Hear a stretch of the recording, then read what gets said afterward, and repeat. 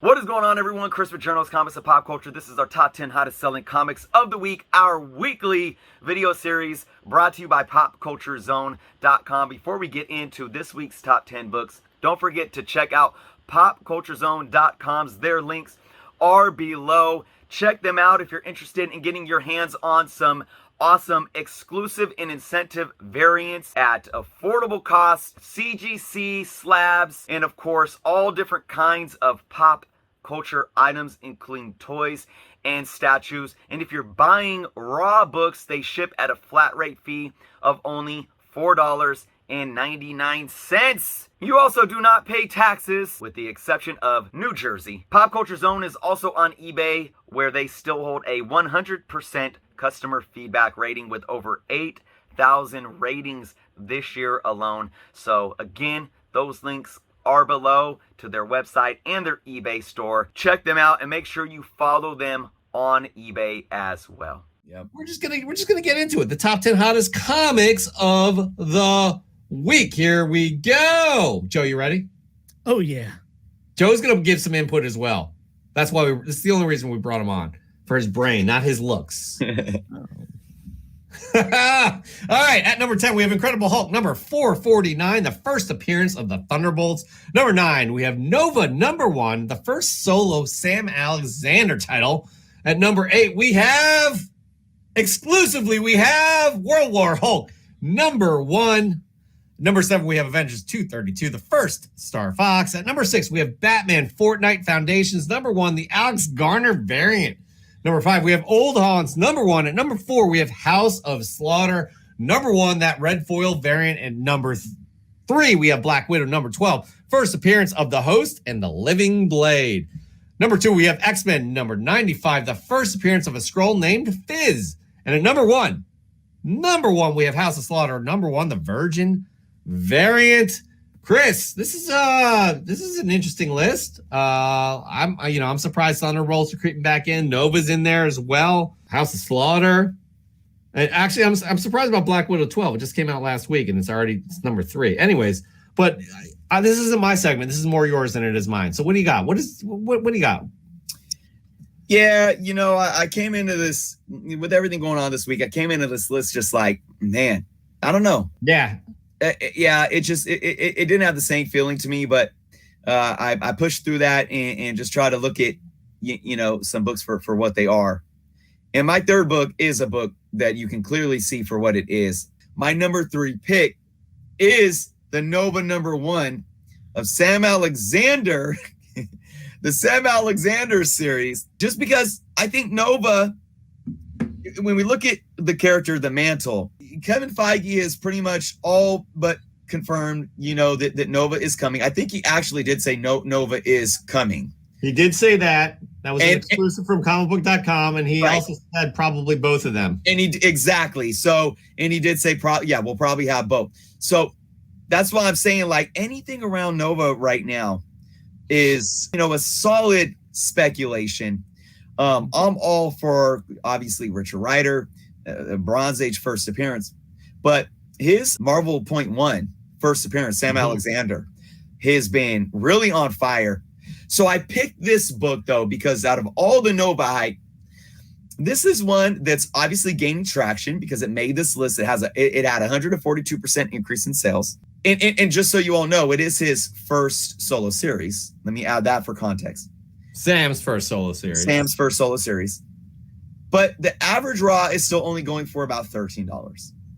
Why is that important for me and important for me to talk about, and why I picked it is because there's a lot of speculation around Nova, whether it's Richard Rider, whether it's Sam Alexander, and their first appearances are obviously getting hot. But here's a book that is increasing in sales and that is getting speculation eyes brought on it, but yet it hasn't ballooned overnight. So what does that tell me? Because I'm not going to sit here and say, oh, look at this price, it's market manipulation or all this stuff. If somebody's willing to pay this X price for a book, it's a fair market price because somebody bought it. But then we tend to be reactionary. And, I always talk about this too. Don't let one sale be an outlier and make you and allow that outlier to decide what you're going to pay for a book. This tells me that there may be FOMO involved and people might be speculating on this book and they might be going out and searching it, but there hasn't most likely been this huge outlier or one or two collectors saying, I'm going to pay $80 for this book. And then somebody sees that as the last sale and they're thinking, oh man, this book is so hot. The last person bought it for 80. I'm going to pay 90. To me, people are going after this book with cooler heads, and they're, the higher the demand, the more that value, the more the fair market value is going to increase. But I think it's doing so in a very healthy way, if that makes sense. So again, we all know that the first appearances are going to be more sought after, but for a first solo series of this character who, if you weigh the scales, the probability is more likely than not is going to be in the MCU in the near future. Absolutely. Joe, your thoughts? Yeah. So a couple things I was thinking. One, I wish it was the 90s one because I have like 30 copies of that book. But the other thing I was thinking is the books that came out for Marvel around that time, the reboots, the number ones, we're talking like Miss Marvel. Think about how much that book's worth. Think about how much the Moon Knight book, that one is even worth, $50 for the number one, raw. So this one is on the lower side of that, but by like a long shot. Obviously, we know, we've seen pictures from Miss Marvel already, so there's more hype around that, with Kamala Khan and all. But yeah, I think I totally agree. This is a great pickup. What'd you say, $13 right now? That sounds great. I think that's reasonable, and I think it has risen organically in a way, not off of, just like kind of these spikes or anything. It's slowly gaining some traction. And making its way into a top 10 of cover price, which sales data doesn't lie. Granted, you have some outliers and stuff, but $13 for a book like this does not sound unreasonable at all. Especially when we start seeing more of the cosmic side of things and hearing more about a Nova appearance in the MCU. So this is, be on the lookout. I found 10 copies of these in dollar bins 6 months ago. Yeah, so they're out there, guys. They are absolutely out there. So yeah, anyways, that's a good pick. Chris, you have a second pick. Yeah. This list. Yeah. This is one that, can you exclusively tell us what this is? Maybe if I want to. I don't know if I want to share it, but no, all jokes aside, the way I discussed my number 3 pick went over number 1 correlates to how I'm going to talk about my number 2 pick. And, regrettably, my number 2 pick is World War Hulk number 1. Now, for those that don't know, last week this book had a 400 and something% increase in sales. It increased again this week, but 226%. The high raw sold this week.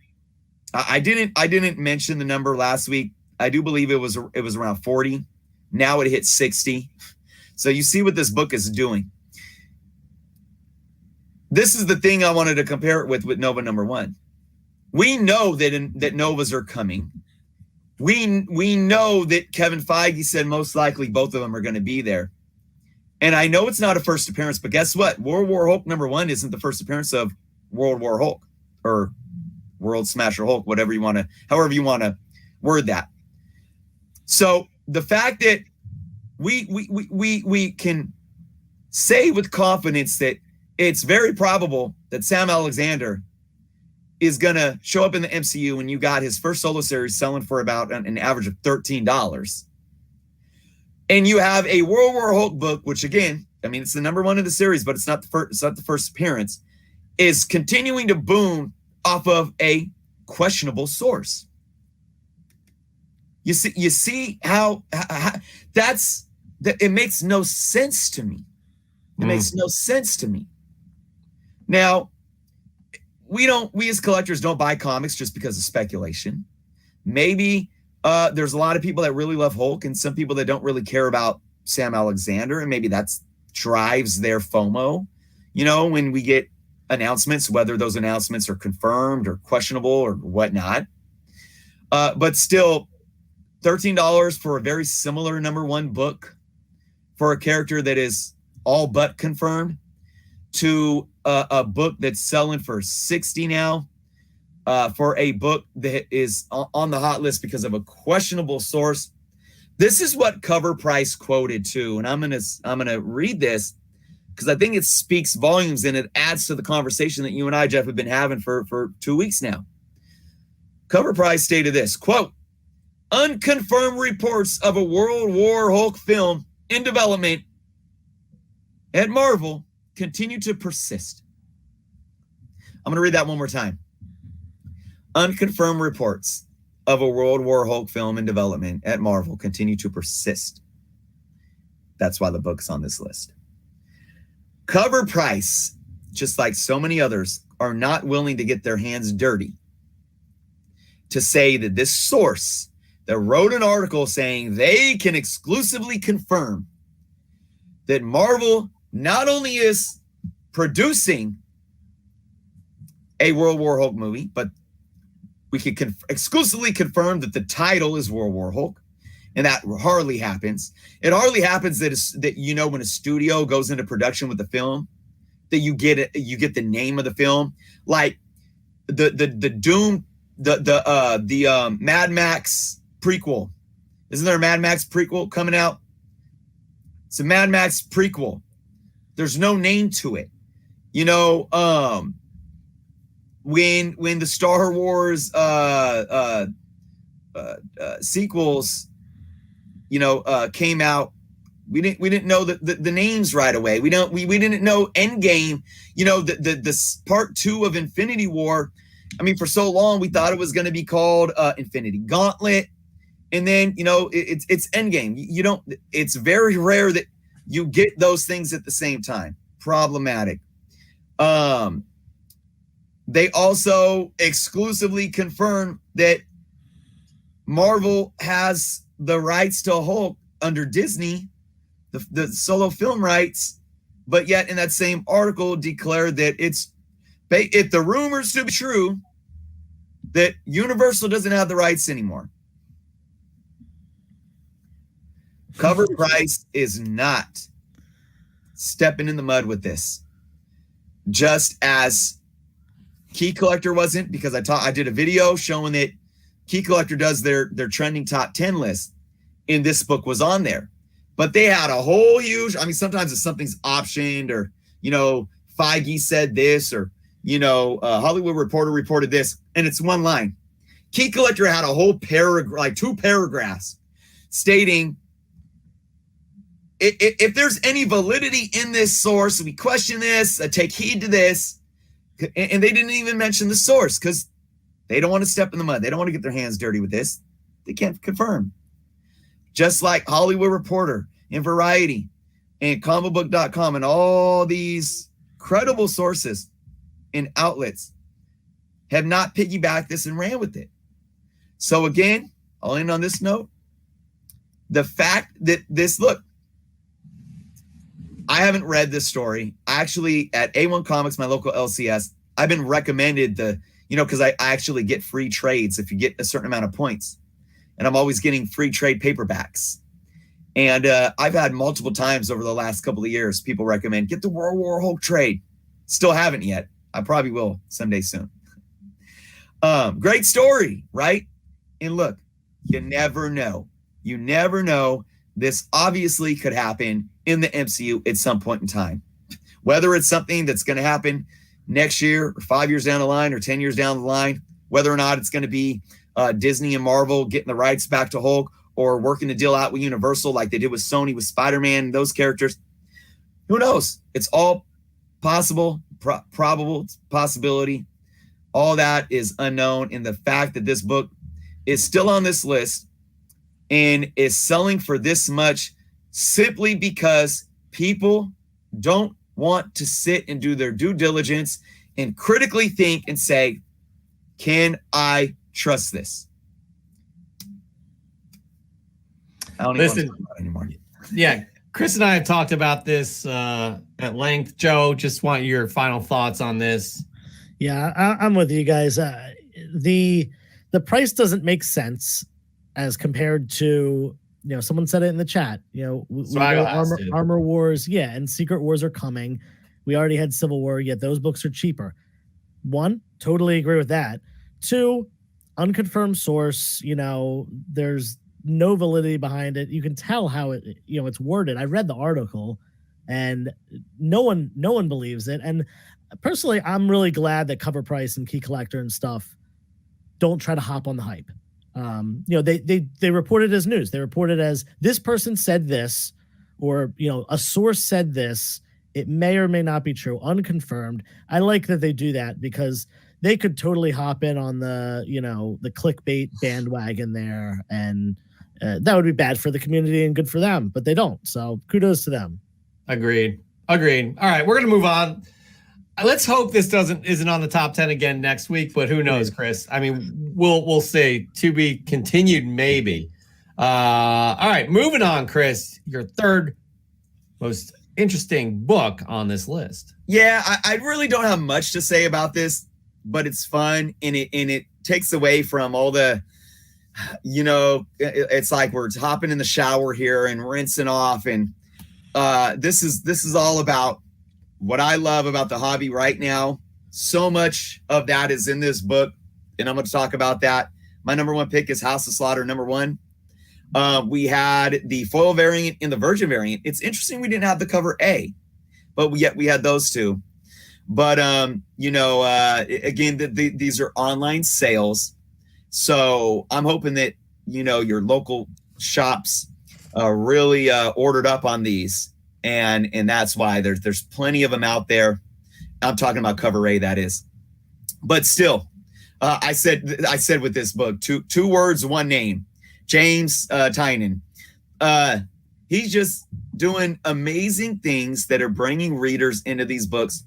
And of course, there's speculation and hype around it on that. And you're going to get these prices, peak up, and people are going to be able to flip them and sell them on the secondary market for a solid price. But so be it. That's what drives this hobby. But people are diving into these because of the writing and the storytelling. And that's why I said we're rinsing it all off here, and we're coming back to the goodness of comic books. There's so many people that talk about modern comic books are trash, as if comic books 30, 40, 50 years ago were all perfect. They were all the most perfect creations with the most perfect art and the most amazing storytelling. And it's just not true. Every era had garbage titles that may have not have lasted, or garbage arcs that were like, okay, that fell flat, or art that just didn't pan out. You had that all the time, and it still exists. There are so many good stories and good art being told. There is. You got to want to find it, folks.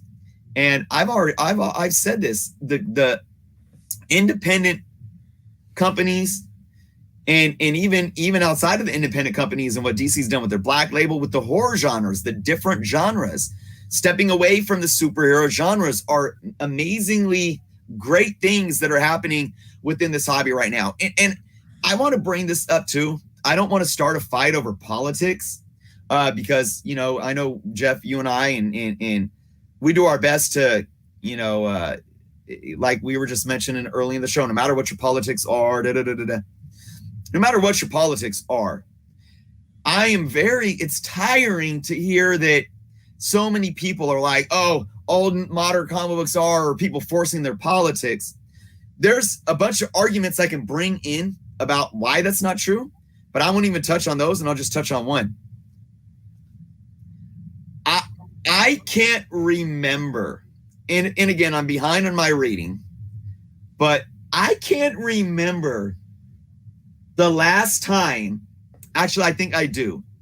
I think the last comic book that I read that was really that had a real political undertone, where it was relatable to modern world politics and everything, I think was the Nick Spencer Captain America run, the Steve Rogers Captain America run. I think that was the last, and it wasn't even the whole run wasn't even about that, but it was sprinkled in here and there. That was what? How many years ago was that now? 6, 6 years ago. I don't even remember. Yeah, I think it was longer than that. No, you're right. Around 5 or 6 years ago. Yeah. Yeah, I think it was right. It was after the whole Secret Wars that they brought back. So right before, maybe it was right after Civil War II. Anyways, the point I'm trying to make here, I read Spider-Man. I read Nick Spencer on Spider-Man. You know, Spider-Man, Iron Man. I've read so much DC. All of the I've been reading The Flash, Rebirth, Batman.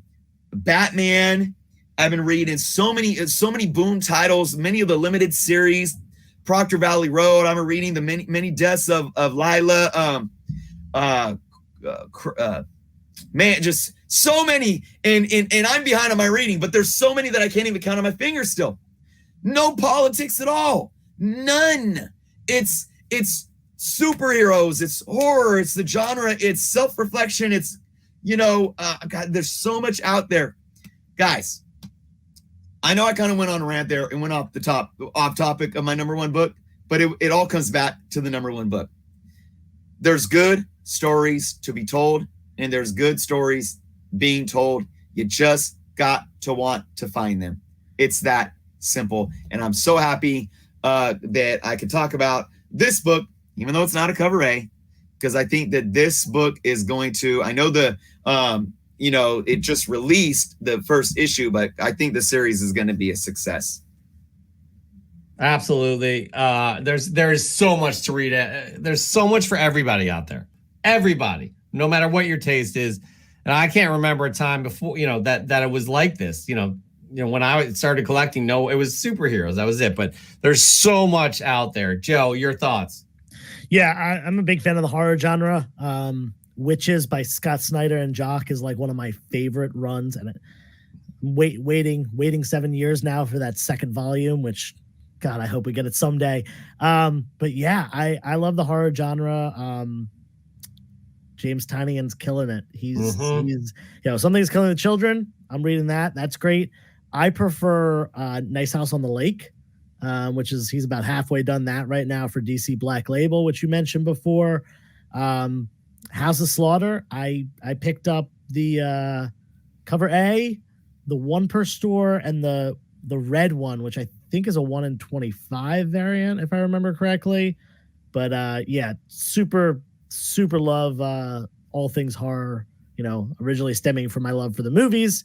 Now, the combination of horror and comics. I love it. I'm with you. Yeah, Justin, No Good Comics, good friend of the show, former guest co-host, who will be getting one of those varsity jackets that we probably will never produce. Department of Truth, I'm on board with that as well. By the way, I'm appearing on Justin's show tomorrow, 2 p.m. Eastern time. Pretty excited about that. Justin's one of the best. He's such a great dude, and y'all need to be following him. His link is below as well. But yeah. Not to get off track here, that is the top 10 hottest comics of the week. Am I right, Chris? It is.